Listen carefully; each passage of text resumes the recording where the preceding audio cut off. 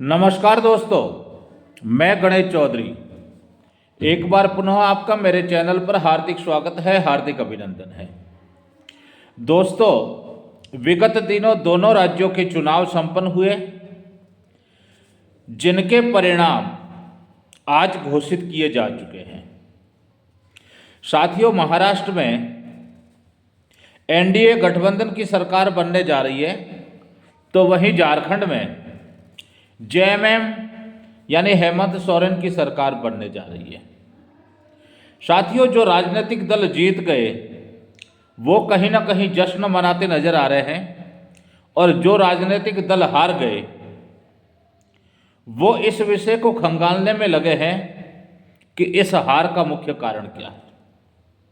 लेकिन सबसे बड़ा सवाल जब उठ रहा है सहारा के भुगतान को लेकर, कि क्या सहारा का भुगतान इन राजनीतिक दलों की हार या जीत पर निर्भर करेगा, और अगर निर्भर करेगा तो क्यों।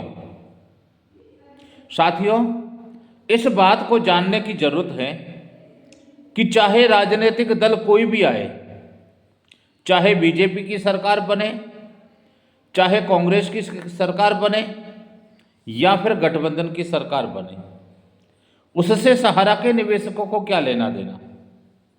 सहारा का भुगतान केंद्र सरकार के जरिए या फिर माननीय सर्वोच्च न्यायालय के जरिए या फिर सहारा के जरिए होना है। ये तीन विकल्प हमारे पास है। फिर इन राजनीतिक दलों को इतनी अहमियत क्यों दी जाती है। कुछ लोग कहते हुए दिखे आज सोशल मीडिया पर कि साहब बीजेपी को हराना है, कोई कह रहा है कांग्रेस को हराना है। मैं समझता हूं कि किसी पार्टी को हराने से या किसी पार्टी को जिताने से क्या सहारा का भुगतान हो जाएगा। और अगर भुगतान इन्हीं दलों पर निर्भर है या इन्हीं दलों की हार जीत पर निर्भर है, तो फिर भुगतान कभी का हो जाना चाहिए था। 2014 से लगाकर 2024 तक केंद्र में बीजेपी की सरकार रही है, और इसी सरकार के दौरान, या यूं कहा जाए कि बीते 12 वर्षों में सहारा की यह समस्या भुगतान का नहीं होना गंभीर रूप धारण कर रही है। ऐसे में अगर राजनीतिक दलों पर सारा सब कुछ निर्भर है, तो फिर बीते 10 सालों में केंद्र में बीजेपी की सरकार है, तब तो भुगतान हो जाना चाहिए था कभी का, लेकिन ऐसा नहीं हो पाया। तो मैं समझता हूं राजनीतिक दल कोई भी हो, सत्ताधारी पार्टी कोई भी हो, कहीं ना कहीं उनका कर्तव्य बनता है देश के आम निवेशकों के लिए, देश के आम नागरिकों के लिए, या फिर देश के आम मतदाताओं के लिए, कि उनके हितों में जो भी फैसले लिए जाए वो उनके हितार्थ होने चाहिए, जन कल्याणकारी होने चाहिए और सर्वहितकारी होने चाहिए। क्या सहारा का भुगतान का मुद्दा सर्वहितकारी नहीं है, सर्व कल्याणकारी नहीं है? क्या निवेशकों को राहत देने वाला नहीं है? बिल्कुल है साहब। राजनीतिक दल चाहे कोई भी हो, मैं इस बात पर नहीं जाना चाहता कि सब बीजेपी भुगतान करवाएगी, कांग्रेस भुगतान करवाएगी, या फिर गठबंधन की सरकार होगी तो भुगतान करवाएगी। देखिए साहब, सरकारें तो आती रहती हैं और जाती रहती हैं। हार और जीत इन राजनीतिक दलों का लगा रहता है। ऐसे में सहारा के निवेशकों का इन पर निर्भर रहना मैं नहीं समझता हूं कि यह सही है। हो सकता मैं गलत हो सकता हूं, लेकिन आप ही फैसला करिए कि क्या सहारा का भुगतान इन राजनीतिक दलों की हार जीत पर निर्भर करेगा। बीते दिनों झारखंड में बीजेपी पार्टी ने अपने प्रण पत्र में, या यूं कहे कि घोषणा पत्र में, सहारा की पाई पाई का भुगतान का मुद्दा डाला था और बड़े जोर शोर से इस मुद्दे को उछाला था। वहीं भारत के कृषि मंत्री और पूर्व मुख्यमंत्री शिवराज सिंह चौहान साहब भी कहते दिखे, असम के मुख्यमंत्री हेमंत बिस्वा साहब भी कहते दिखे कि सहारा की पाई पाई का भुगतान बीजेपी करवाएगी। तो साथियों, आप निर्णय कीजिए कि झारखंड में बीजेपी की हार हो गई और हेमंत सोरेन के दल की जीत हो गई, तो क्या ऐसे में सहारा के निवेशकों का भुगतान नहीं होगा? उनके कहे अनुसार तो यही कथन सत्य होता है कि अगर उनकी सरकार बनेगी तो सहारा की पाई पाई की भुगतान होगा। झारखंड में बीजेपी हार गई तो क्या इसका अर्थ ये निकाला जाए कि सहारा का भुगतान नहीं होगा? ऐसा कतई नहीं होगा। सरकारें आती रहती हैं, जाती रहती हैं। सरकारों पर दबाव डालना पड़ता है, तब कहीं जाकर सरकारें जागती हैं। सरकारों को जगाना पड़ता है। सहारा का भुगतान का मुद्दा इन चुनावों में एक ज्वलंत मुद्दा बन चुका था। कुछ साथी हमारे कहते दिखे कि साहब झारखंड में हेमंत सोरेन की सरकार आ गई और हमने उनसे वादा किया था कि झारखंड में जो भी सहारा के कार्यकर्ता सहारा के भुगतान ना होने के कारण इस दुनिया को छोड़कर चले गए, उनके आश्रितों को आर्थिक मदद मिलनी चाहिए। और हेमंत सोरेन ने अपने चुनावी घोषणा पत्र में ये बात अंकित भी की थी। तो सिर्फ झारखंड ही क्यों?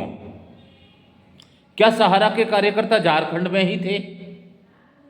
क्या सहारा के कार्यकर्ता हिंदुस्तान के अन्य राज्यों में, जिन्होंने इस दुनिया को अलविदा कहा है, कहीं ना कहीं सहारा के भुगतान नहीं होने के कारण क्या उनको आर्थिक मदद नहीं मिलनी चाहिए? इसका फैसला आप करें। एक राज्य विशेष के लिए क्यों? क्या गठबंधन की सरकार केंद्र में विपक्ष का काम नहीं कर रही है? तो क्यों नहीं विपक्ष के जरिए इस मुद्दे को लोकसभा में उठाया जाए? सिर्फ और सिर्फ झारखंड ही क्यों? झारखंड के कार्यकर्ता थे, उनके प्रति हमारी संवेदनाएं हैं, लेकिन बाकी राज्यों का क्या? उन कार्यकर्ताओं का क्या जिनको हेमंत सोरेन जैसे घोषणा पत्र में शामिल नहीं किया गया? तो उनके साथ में ये भेदभाव क्यों? साथियों, कोई भी राजनीतिक दल सहारा का भुगतान नहीं करवा सकता। सहारा का भुगतान सरकार को करवाना होगा, सुप्रीम कोर्ट को करवाना होगा, या फिर स्वयं सहारा को करना होगा। और मेरा मानना यह है कि जब तक सहारा आगे नहीं आती है तब तक भुगतान मैं ब्याज असंभव है। कुछ लोग बीजेपी का विरोध करते दिखे, कुछ लोग गठबंधन का विरोध करते दिखे, तो केंद्र में वर्तमान में बीजेपी सरकार है और पोर्टल भी बीजेपी सरकार भी लाई है। इस बात से परहेज नहीं किया जा सकता। और जो भी आंशिक भुगतान हो रहा है पोर्टल के माध्यम से, चाहे वो मूलधन ही है, लेकिन कहीं ना कहीं इसकी शुरुआत बीजेपी सरकार ने ही की है, तो इस बात को भी नकारा नहीं जा सकता। साथियों, सरकारें हैं, आती रहती हैं, जाती रहती हैं। हार जीत दो पहलू है। अगर एक दल की जीत होगी तो दूसरे की हार होगी। और मैं समझता हूं इसमें निवेशकों का मुद्दा नहीं पीसना चाहिए। निवेशकों का जो भुगतान है वो यथावत शुरू रहना चाहिए और शुरू भी रहेगा। कुछ संगठन माननीय सर्वोच्च न्यायालय की पटल पर भी पहुंचे हैं अपनी पीड़ा लेकर, अपनी मांग लेकर। तो मैं समझता हूं वहां से भी निवेशकों के प्रति न्याय जरूर मिलेगा। लेकिन आखिरकार भुगतान करेगा कौन, सवाल ये बनता है। अगर माननीय सर्वोच्च न्यायालय निवेशकों के हित में कल फैसला दे भी देता है तो आखिर आदेश किसके पक्ष में जाएगा? या तो माननीय सर्वोच्च न्यायालय सरकार को कहेगा कि आप भुगतान करवाइए व्यवस्था करवाकर, या फिर माननीय सर्वोच्च न्यायालय सहारा को कहेगा कि आप करवाओ भुगतान किसी न किसी माध्यम से, चाहे अपनी प्रॉपर्टी बेच कर करवाओ, चाहे कहीं से भी गिरवी लेकर करवाओ, जो कुछ भी करो, माध्यम तो दो ही है, या तो केंद्र सरकार है और या फिर सहारा है। सुप्रीम कोर्ट स्वतः अपने आप में या फिर अपने वहां से पैसा देने से रहा, तो फिर इन सरकारों की बुराई क्यों? ये मेरा निजी तर्क है।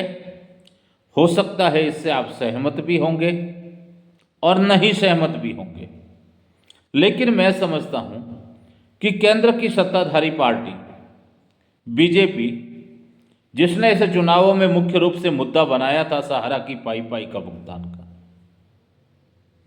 तो होना तो ये चाहिए कि झारखंड में बीजेपी हार गई तो पोर्टल से भुगतान रुक जाना चाहिए, लेकिन ऐसा कतई नहीं होगा।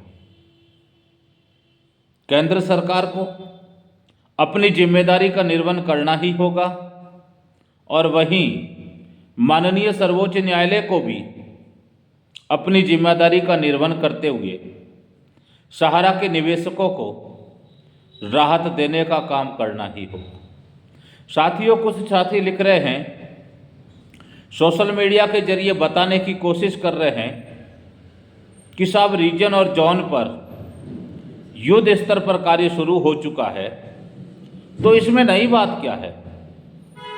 जहां भी रीजन और जोन संचालित है देश भर में, वहां काम तो हो ही रहा है। चाहे बिजनेस का काम नहीं होता है, लेकिन सच्चाई तो साथियों यह है कि वहां लीगल के काम निपटाने का ज़्यादातर हो रहा है। ज़्यादातर मामले और पत्रों का आदान प्रदान लीगल के मामलों को देखते हुए वहाँ जो भी लोग बैठे हैं वो लीगल का काम ज़्यादा देख रहे हैं। यानी जगह जगह से अगर अदालतों से कहो, चाहे लोअर कोर्ट से कहो, चाहे कंज्यूमर कोर्ट से कहो, जो भी नोटिस आ रहे हैं उन नोटिसों का जवाब ज़्यादा देते दिख रहे हैं, ज़्यादा काम वही कर रहे हैं। और उन साथियों को नहीं पता कि रीजन और जोन पे क्या काम किया जा रहा है। रही बात दूसरी कि कुछ साथी बता रहे हैं कि सहारा मजबूती से माय ब्याज भुगतान करेगा, तो करना ही पड़ेगा, इसमें नई बात कौन सी है? जब सहारा ने निवेश लिया है और उन्होंने वादा किया है कि मैच्योरिटी के समय हम भुगतान देंगे, तो इसमें नई बात कौन सी है? सहारा को तो देना ही देना है। चाहे वो सीधी अंगुली से घी निकल जाए तो अच्छी बात है, नहीं तो अंगुली को टेढ़ा करना ही होगा। जो माननीय सर्वोच्च न्यायालय की पटल पर पहुंचे हैं वो लोग वही तो काम कर रहे हैं साथियों। तो ज़्यादातर बढ़ चढ़ के बताना भी मैं समझता हूँ एक तरह से चापलूसी करना है उन लोगों की जो लोग सामने आकर ये बताने को तैयार नहीं हैं कि MIS का भुगतान कैसे होगा, सोसाइटियों की डेथ मैच्योरिटी का भुगतान कैसे होगा, और कहीं ना कहीं लगभग 40% ज्वाइनिंग पॉइंट जो मूलधन है, ये मूलधन बताने में क्यों हिचकिचा रहे हैं? क्या वो निवेशकर्ताओं का मूल जो पोर्टल के माध्यम से दिया जा रहा है उसमें नहीं जुड़ना चाहिए? बिल्कुल जुड़ना चाहिए। तो मैं समझता हूं कि सार्थक कदम उनको इस तरफ बढ़ाना चाहिए जिससे निवेशकर्ताओं का हित साधने की कोशिश किया जाए। साथियों, सहारा की अन्य योजनाएं, चाहे वो क्यूसॉप को लेकर हो, चाहे वो रियल एस्टेट और हाउसिंग के बॉन्ड अभी भी बचे हैं उनको लेकर हो, चाहे वो गोल्ड का पेमेंट हो, चाहे वो फाइनेंशियल का भी कुछ लोगों का पेमेंट हो, चाहे कॉमोसॉल हो, चाहे कॉमसर्व हो, चाहे ई स्कूटी हो, चाहे गोल्डन ग्लोबल हो, बहुत सारी ऐसी योजना हैं जिनका पोर्टल के माध्यम से भुगतान नहीं किया जा सकता। तो फिर उस पेमेंट को करने में सहारा ने किसने रोका है? क्यों नहीं सहारा आगे आकर बताती कि इनका पेमेंट ब्रांच से होगा या इनके लिए अन्य कोई विकल्प, जिस तरह सोसाइटियों के लिए पोर्टल का निर्माण किया गया, ठीक इसी तरह से इनका भुगतान करने के लिए भी कोई ना कोई पोर्टल लाया जाएगा। ऐसा इसलिए कह रहा हूं साथियों कि सहारा की अधिकतर शाखाएं बंद है या फिर बंद होने की कगार पर खड़ी है। और बंद इसलिए है कि विगत 3-4 वर्षों का उनका रेंट बाकी है, उनके बिजली बिल बकाया है, और जो कार्यालय कार्यकर्ता ऑफिसों में काम करते थे उनकी सैलरियां बाकी है। तो समय पर भुगतान नहीं होने के कारण, समय पर रेंट नहीं देने के कारण, समय पर बिजली बिल नहीं भरने के कारण उन मालिकों के विद्युत कनेक्शन तक काट दिए गए हैं। ऐसी दशा में सहारा के कार्यालय खुलना एक दूरगामी सोच कह सकते हैं।